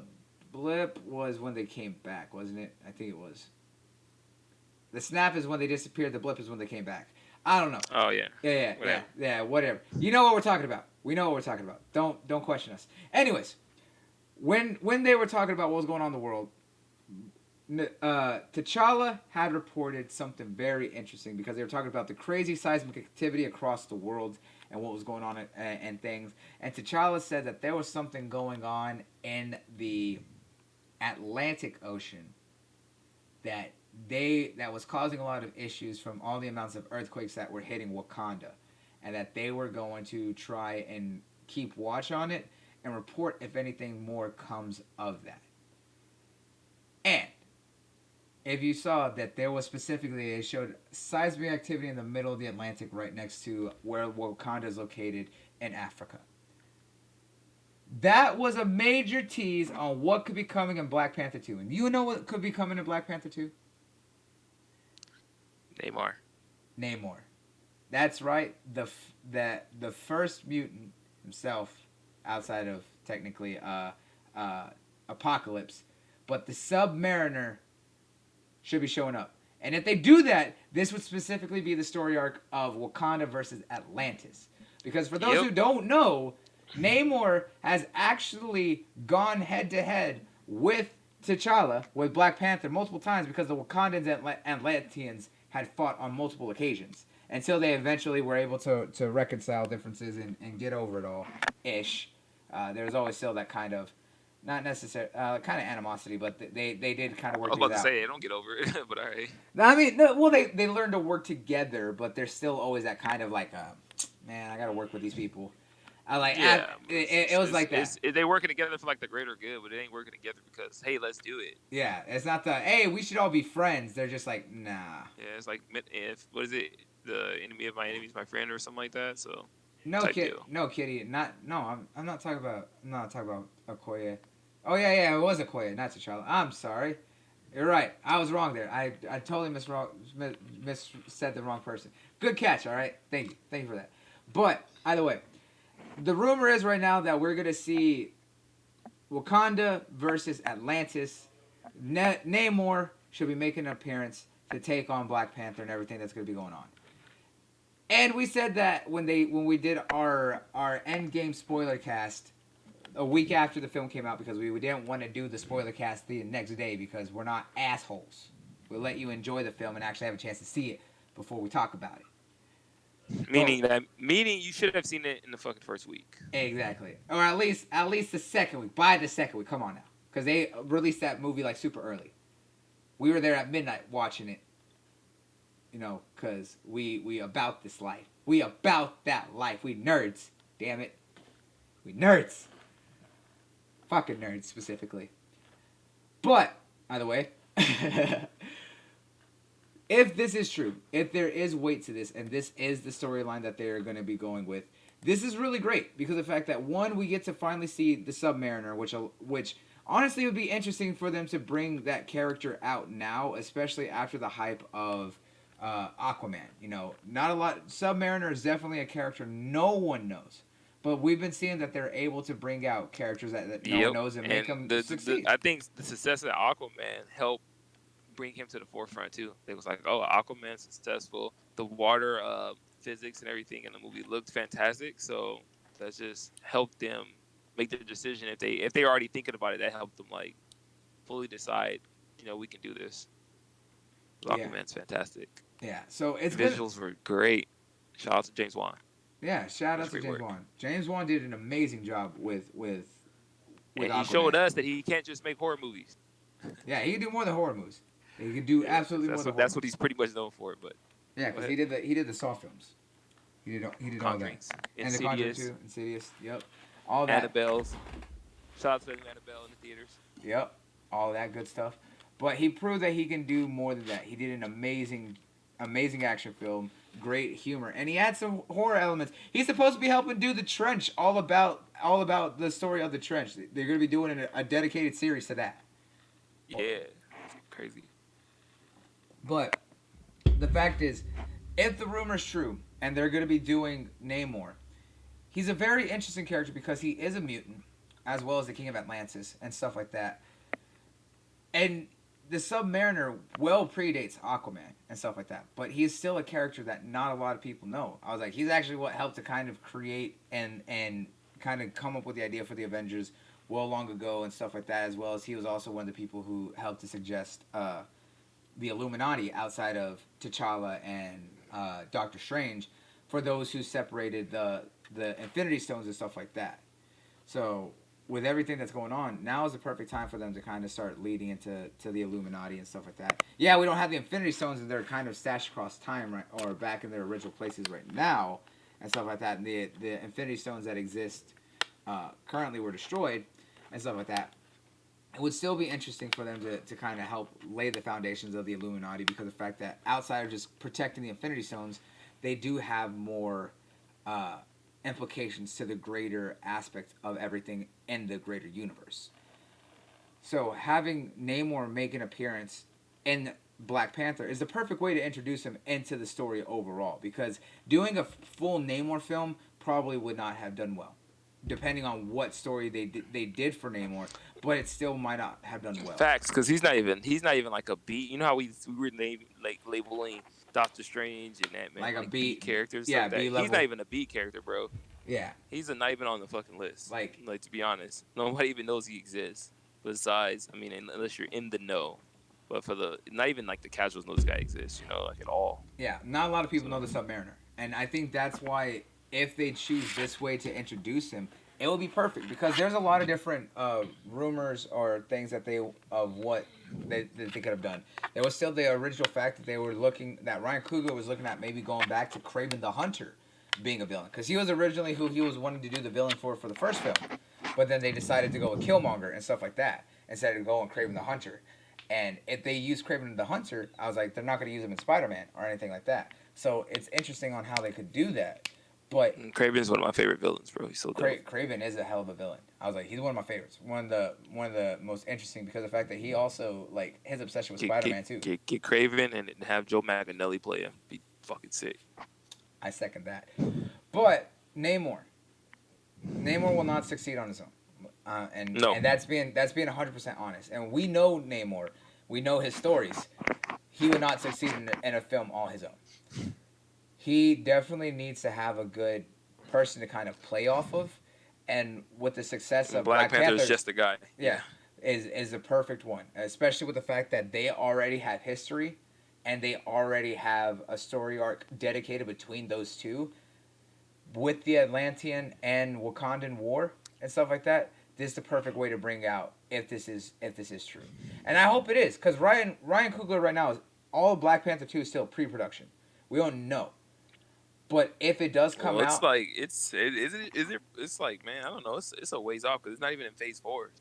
no, they announced that it's gonna be in Phase 4 because they mentioned No, it. It wasn't on that. Are you sure it wasn't No, on no. that freaking? Remember that timeline is only what's coming out in the next year or two. They said that they were talking about other things that they weren't able to talk about right then and there. They said Black Panther 2. They said Captain Marvel 2. That was literally, and they said mutants are coming too. That's just not in the next 2 years. Doesn't mean it's not going to be in Phase 4. Because remember, the phases Mm. last like 3 to 4 years. So we might see it in the Well, next either way, next we round. ain't seen it until like 2023. So does it really matter? 2021 maybe. I would say. I was like, if everything started pre-production now, it's probably gonna be like in 2021, maybe 2022. But Namor coming out with Black Panther, I'm excited if that rumor is true, because I do like the Submariner, but he is kind of eh, and he's right. Yeah, He I don't want to. G's I don't want absolutely to right. disrespect him, He but is not. He's not a B level. He's not even a C level hero, or anything like that. yeah, He's definitely one of he those characters. predates. He put it this way: he predates Aquaman, but he's not bigger than Aquaman. That speaks for itself, He bro. came out several Aquaman's years like, before Aquaman. dude, he came many years, like several's like, yeah, it's man, decade before, pretty much, bro. Like, it's like bad though, but It is very bad. shout out to Namor if he gets a movie. Yeah. He gets to be in the movie. How about that? Yeah, I don't want his own movie. let's get him in the movie. He doesn't need a movie. Let's just go with that. That's all we're saying. But let's hope that there is a lot of weight to that rumor. And hope that we see more come once production actually starts, or once we get a little bit deeper into the pre-production. So if anyone knows Namor or anything like that, if anyone knows the Submariner, would you be excited to see him and Black Panther in a film together for Black Panther 2? Do you think that would be an interesting villain and story arc for those who actually know that whole story? Let us know what you think, guys. Like, talk to us. Let us know. Let us know. But our next topic, and kind of our last topic, because we are getting to the end here, is the fact of, as you can see, for I don't know how you would not know, Stan Lee had passed away. And this man is an absolute legend, and the legacy, the worlds that he created, that Jack Kirby created, that Steve Ditko created, because of the fact that we're talking Spider-Man, Steve Ditko did all that. He created, Doctor Strange and all that. Jack Kirby helped create the characters alongside Stan Lee and everything else. They have officially announced that Stan Lee is actually going to be honored in a way that he absolutely deserves. New York City had officially made an announcement that they are going to give him his own official street named after him, and that they voted to give it the name of Stanley Way, a portion of University Avenue between Brant Place and West 176th Street. So for all my New York people out there, I hope that y'all will be posting this up, because of the fact that it absolutely needs to be a way. And right now, it was already passed, and apparently, right now they're just waiting for the mayor of New York City to sign it off, so that way it'll be an official street. And dude, the fact that this is being looked at, I'm absolutely excited for that, because we've honored Stanley in every way possible. From words from the fans, from those who worked with him, from those who are going back and learning the origins of a lot of these characters and going back and reading what him, Steve Ditko, and Jack Kirby all created, has been phenomenal. For young people who don't know these comics, to the older crowd like us, and definitely those who are much older than we are, who grew up with those comics as they were coming out. But the fact is that now that he's actually getting something officially for him and his honor, is something amazing. Because the fact that goes to show how far our subculture has grown. Remember, when he and Jack Kirby started creating comics way back in the 50s and 60s, people were looking at comics as being dead. They were never going to come back. They were never going to be big or anything. Like, the things that were big back then were like Archie comics and stuff like that. What he created with the first superheroes blew everyone away. And then you saw what DC started doing shortly a few years later after that. They started a revolution for comics and brought it back. And even when they started comics, right? People were trying to say that comics were bad, just like every industry just being bad for people. And comics almost went away. But him and Jack Kirby created what became known as the Silver Age of comics, which gave a massive resurgence, especially specifically DC saved comics. Honestly, DC saved comics. And you know what property from DC saved comics? Was the Flash. Specifically, when they switched from Jay Garrick Flash to Barry Allen. Barry Allen was actually what kind of helped save the comic book revolution and helped revitalize it, and what allowed Stan Lee and them to really kick off with it. I'm absolutely happy that we're seeing that our subculture has come to the greatest of lengths that it is now, and has become as big and huge as it is now, because look at how big Comic Con is. It is a global sensation. People absolutely drive out to everywhere, whether you're going to New York City Comic Con or San Diego Comic Con, how massive it is for nerds. They come from all over the world to be able to share our love of comics and pop culture. It is now pop culture. That it means it is popular culture. Before, if you like comic books or anything like that, you were seen as a nerd. It wasn't cool. No one was talking about it. Now it rules all of social media. It is a global sensation. And he's one of the people who helped to kind of bring that back and help take it in the direction that it did. And he's been one of the most positive influences with the way that he talked about those who are fans and what he believed in for everything. He deserves this honor.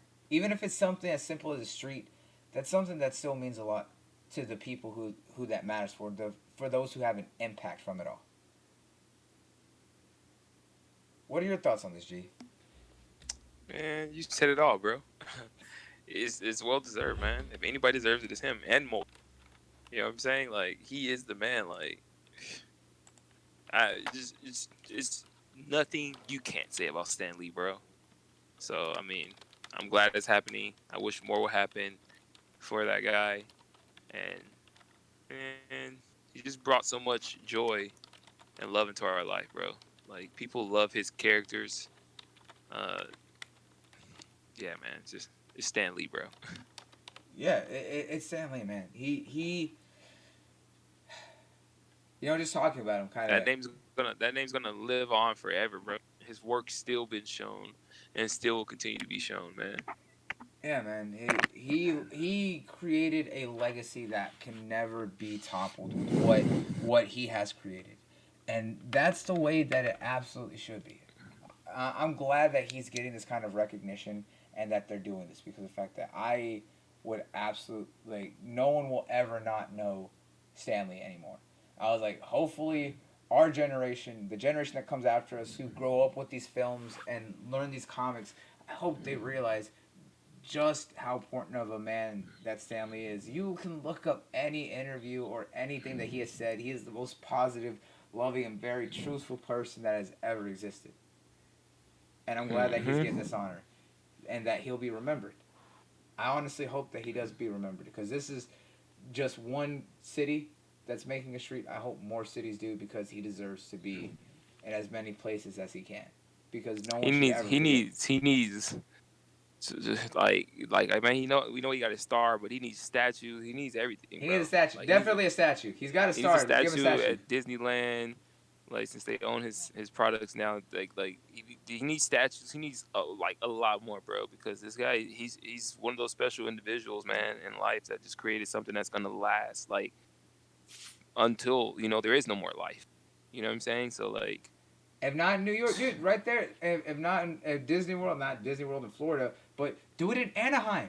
Do it over there in yes, California where it is. Put it out in front of the Marvel Studios.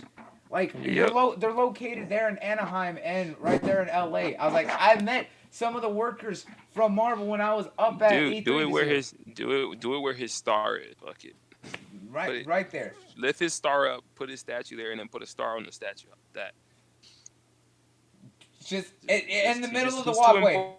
important. He's too important, bro. So it's just like, He deserves it. yep, absolutely. He is one of those icons that will truly last through history, through time. He That's deserves just it. He's an everything. icon, bro. Yep. He's an icon. He absolutely is. Well, guys, we're coming up on the end of the show for today. So everyone who stopped by, we do want to thank you. Guys, Thank you. if you aren't hit subscribe to the channel, please subscribe and Subscribe, like, retweet it out. Let everyone know that we had a show. Come through share every it week. out. We're gonna iron out a time, man, a solid time for you guys, so we don't keep having different times every other week. Yeah, Just we're going through a lot of transitions right now with jobs and life in general. yeah, But we do appreciate whoever comes out, whoever hits the like button, subscribe to us, man. yeah, Really appreciate it. And we're gonna be doing another giveaways real soon, so yeah. Y'all guys want to make just sure look y'all are out for doing that. that. Look out for that. Make sure y'all are checking that out because we're gonna be doing more. I was like, we're trying to get the podcast back up and running. Like he said, it's like we all been in a transitionary period between school, work, and family stuff. But we always want to make sure that we getting something out to you guys, even if it's just two of us. We want to be out here talking with stuff for you guys because this is what we love to do. This is what we love to talk about, and we hope that y'all enjoy coming out and talking with us about it as well. But whenever we're live, make sure that y'all tweet it out, share it on Facebook, share it on Instagram, share it on Snapchat, wherever. Hell, share it out on Pornhub if you want. It's like, why not? There's random shit on Pornhub anyways. But to all of our audio listeners, and for everyone here, make sure that y'all go check out us over on right now. You can find us on Google Podcasts. You can find us on iTunes Podcast, as well as on Spotify under Podcast. If you search up Smash Podcast and look for the name Bloody Nuts, you should be able to find all of our old audio logs and all of our old shows that you can listen to there in your spare time to listen from everything when we first started to where we are now. We will be uploading this episode as well as everything else here soon, so make sure that y'all do check that out. It is greatly appreciated that y'all all are a part of this, and we do appreciate every bit of y'all support, guys. Seriously, it means the world to us, and we hope that y'all stay around. We want y'all to continue doing this with us. But guys, seriously, until next time, we'll catch y'all later. So, Thank you. sayonara, and peace out, and check you later, guys. Peace.